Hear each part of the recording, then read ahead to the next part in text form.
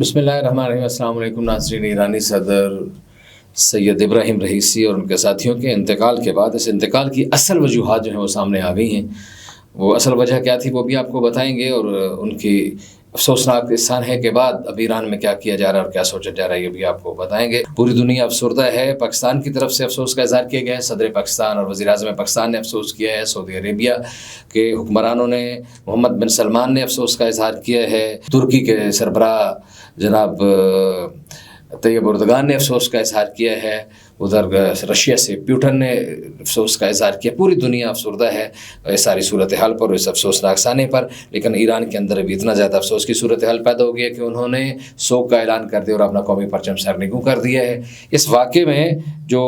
ایک عظیم مجاہد جناب Ebrahim Raisi جو صدر ایران تھے، اسلامی جمہوریہ ایران، اتحاد بین المسلمین کے بڑے داعی تھے، اتحاد امت کے بڑے داعی تھے، اور اپنے ہمسایہ اور دوست ممالک کے ساتھ کام کرنے کے لیے بہت زیادہ مستعد تھے۔ تو وہ آپ کو پتہ ہے کہ حال ہی میں پاکستان کے دورے پر بھی آئے ہوئے تھے، جب پاکستان اور ایران کے درمیان کچھ چھوٹی موٹی گڑبڑ ہوئی بارڈرز پہ، تو ان سارے حالات کو ٹھیک کرنے کے لیے انہوں نے بڑا تیزی کے ساتھ کام کیا، کیونکہ وہ امن کے داعی تھے۔ تو ایک تو وہ اس واقعے میں جو ہے وہ جاں بحق ہو گئے ہیں، اور ان کے ساتھ امیر عبداللہان یہ ایران کے وزیر خارجہ ہیں، وہ بھی اس واقعے میں جاں بحق ہو گئے ہیں۔ پھر آذربائیجان کے مشرقی آذربائیجان جو ہے، ایک تو آذربائیجان ملک ہے جس کے وہ دورے پر گئے ہوئے تھے، لیکن ایک ایران کا اپنا صوبہ بھی ہے جس کو مشرقی آذربائیجان کہتے ہیں۔ تو اس کے صوبے کے جو گورنر تھے ملک رحمتی، وہ بھی اس واقعے میں وہ بھی زندگی سے ہاتھ دھو بیٹھے ہیں۔ اور پھر ان کے ساتھ جو چوتھے قابل ذکر شخصیت تھی وہ تھے صوبہ تبریز کے امام جمعہ محمد علی الہاشم، وہ بھی جو ہے زندگی کی بازی ہار گئے ہیں سارے واقعے میں۔ اس ہیلی کاپٹر میں 9 افراد سوار تھے۔ یہ 4 تو وہ بڑی ڈگنیٹیز ہیں، لیکن ظاہر ہے کہ جو صدر ایران کے ساتھ سفر کر رہے تھے تو باقی 5 جو ڈگنیٹیز ہیں ان کے نام جو ہے وہ نہیں بتائے گئے، لیکن ظاہر ہے کہ وہ بھی قد کاٹ کی بڑی شخصیات ہی ہوں گی۔ تو ایک تو یہ ہو گیا اس خبر کی۔ یہاں سے اسلام آباد سے میں آپ سے مخاطب ہوں، اسلام آباد میں جو سفیر ہیں انہوں نے اس بات کی تائید کر دی ہے۔ انہوں نے ایک ٹویٹر بیان جاری کیا ہے، اور انہوں نے اپنے ٹویٹر بیان میں کہا ہے کہ ہم بڑے افسوس کے ساتھ یہ اعلان کرتے ہیں کہ اب ہمارے پاس وہ سید ابراہیم رئیسی جو ہے اب ہمارے ساتھ نہیں رہے۔ تو یہ ایک افسوسناک واقعہ آفیشلی ظاہر ہے کہ ایران کے اخبارات کی طرف سے بھی آ گیا ہے، اور الجزیرہ نے بھی یہ خبر دی، اور اب یہ پاکستان کے اندر سے ایران کے جو سفیر ہیں انہوں نے بھی اس صورتحال کو ابھی ایکنالج کیا ہے اس حوالے سے۔ اچھا، واقعہ اصل میں کیا پیش آیا؟ یہ 3 ہیلی کاپٹر تھے، 3 ہیلی کاپٹر اڑے ہیں۔ یہ گئے ہوئے تھے آذربائیجان میں ابراہیم رئیسی نے ایک ڈیم کا افتتاح کیا ہے۔ تو آپ کو پتہ ایران کے اور آذربائیجان کے بڑے اچھے تعلقات بھی ہیں، اور ایک سرحد بھی ان کی ملتی ہے۔ تو یہ وہاں سے ایک ڈیم کا افتتاح کر کے جب واپس آئے ہیں تو جس راستے میں جس صورتحال سے جو گزر رہے تھے، جس علاقے سے گزر رہے تھے، اس علاقے میں اتنی خوفناک قسم کی دھند تھی، اتنی شدید قسم کی دھند تھی کہ بالکل وین لیول جو ہے بہت زیادہ ڈسٹرب ہو گیا تھا۔ اور بعض خبریں یہ بھی ہیں کہ بارش بھی تھی۔ اس دھند اور بارش کے دوران اچانک وہ طیارہ، وہ ہیلی کاپٹر جس میں سید ابراہیم رئیسی صدر اسلامی جمہوریہ ایران سوار تھے، اس نے کریش لینڈنگ کی،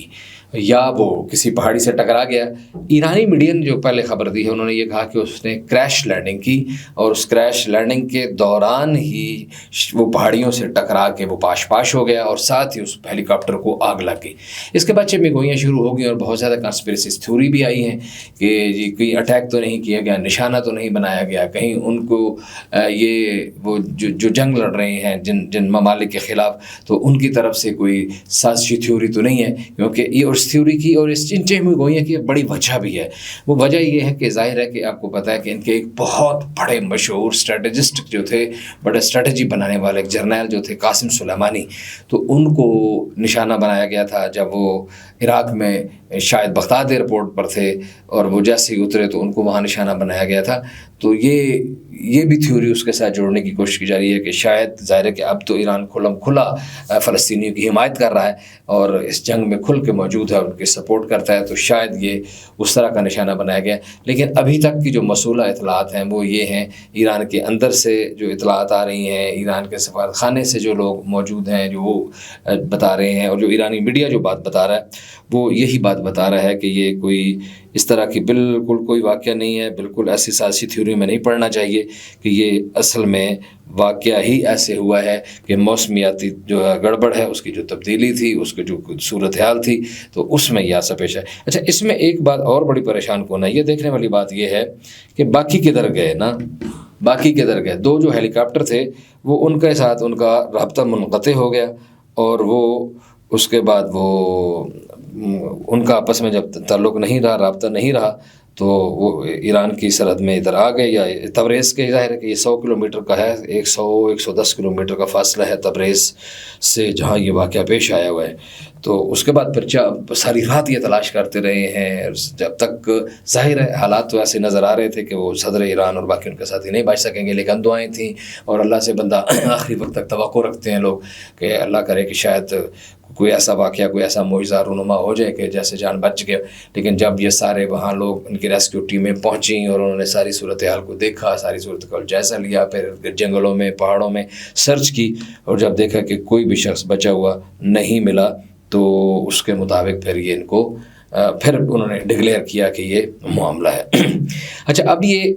ایران کیسے چلے گا؟ ایران کا جب یہ واقعہ پیش آیا تو فوراً ہی سپریم لیڈر آیت اللہ العظمیٰ سید علی خامنائی نے اپنا ایک اجلاس طلب کیا، اور اگرچہ تو ان کے پاس اختیارات موجود ہیں، اور وہ از خود بھی کوئی بھی اگر فیصلہ کریں اور کوئی بھی وہ حکم کریں تو ایران کے قانون اور ایران کے آئین کے مطابق وہ ان کا حکم حرف آخر ہے اور اس کے اوپر عمل درآمد ہوتا ہے۔ لیکن اس کے باوجود بھی جب یہ صورتحال آئی اور اس طرح کی خبریں موصول ہوئیں تو انہوں نے ہنگامی طور پر ایک سپریم کونسل کا اپنا اجلاس طلب کیا۔ سپریم کونسل ان کی یہ ایک مختلف، ایک بڑے لیڈرز کے اوپر اور کچھ علماء کے اوپر اور بہت بڑے اسٹریٹجسٹک اور قانون دان جو ہیں اور کچھ جرنیل مرنیل کچھ لوگ ہیں، ان کے اوپر جو سابق سرو کر چکے ہیں ملک، ان کا ایک اجتماع ہے، اس کے اوپر ایک اجلاس ہوا۔ انہوں نے فیصلہ کیا کہ نائب صدر کو فوری طور پر اختیارات دے دیے گئے۔ ایران کے آئین کے مطابق اب نائب صدر جو ہیں وہ ایک صدر کے منصب کے اوپر براجمان ہیں، لیکن اس ساری صورتحال کے، سوگ کی صورتحال سے نکلنے کے بعد، نماز جنازہ، تدفین اور ساری سوگ کی صورتحال سے نکلنے کے بعد،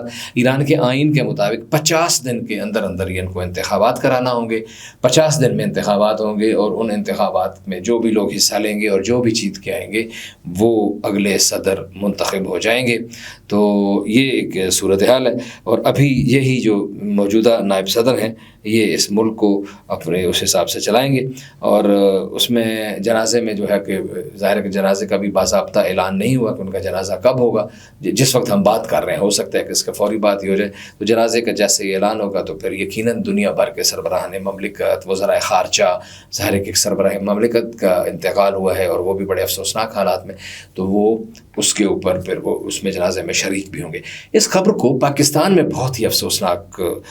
سنا گیا ہے، افسوس کے ساتھ سنا گیا ہے۔ اس کی ایک تو وجہ جو ہے پاکستان اور ایران کے لوگوں کی جو محبتیں ہیں، پیار ہے، برادر اسلامی ممالک کے جو دوستانہ تعلقات ہیں، دونوں حکومتوں کے جو اچھے تعلقات ہیں، عوام کے جو اچھے تعلقات ہیں، ایک تو وجہ یہ ہے۔ لیکن اس سے بھی بڑی وجہ جو ایک اور ہے کہ وہ یہ ہے کہ ابھی حال ہی میں وہ پاکستان کا دورہ کر کے گئے ہیں، پاکستان کے عوام کے ساتھ انہوں نے وہ ایک بڑی محبت کا اظہار کیا۔ انہوں نے یہ بھی اظہار کیا تھا کہ پاکستانی پارلیمنٹ سے وہ خطاب کریں یا پاکستانی عوام سے وہ خطاب کریں، اگرچہ وہ ایسا نہیں ہو سکا، ان کی زندگی کی یہ خواہش پوری نہ ہو پائی، لیکن پاکستانی عوام نے ان کو بڑی محبت سے دیکھا۔ اور پھر یہ کہ ایک غیر معمولی دورہ تھا، ایک سربراہ مملکت ادھر آئے اور وہ 3 دن کا انہوں نے دورہ کیا، موجودہ حکومت رجیم چینج کے بعد اور موجودہ انتخابات کے بعد کسی سربراہ مملکت کا یہ پہلا دورہ تھا۔ تو وہ 3 دن یہاں رہے، اسلام آباد میں رہے، لاہور گئے، کراچی گئے، اور انہوں نے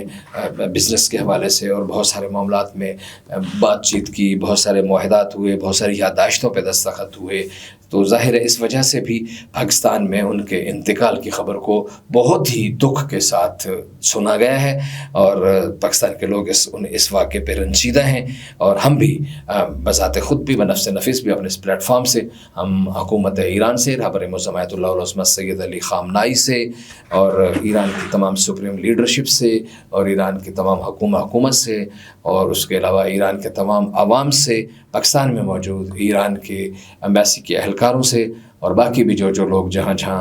ایران کے ساتھ اور امت مسلمہ کے ساتھ جو تمام کے ساتھ تعزیت کا اظہار کرتے ہیں، اور ہم ان کے اگلے راستے کے لیے دعا گو ہیں کہ خدا بند عالم انہیں اپنی خصوصی رحمت سے مستفید فرمائے۔ علی رضا الوی کو اجازت دیجیے، اور لیکن اگر ابھی تک آپ نے ہمارا چینل سبسکرائب نہیں کیا تو آپ سے التماس ہے کہ چینل کو سبسکرائب کر لیں، لائک کر لیں، فالو کر لیں، تاکہ آپ کو ہمارا رابطہ بنا رہے۔ علی رضا الوی کو اجازت دیجیے، اللہ نگہبان۔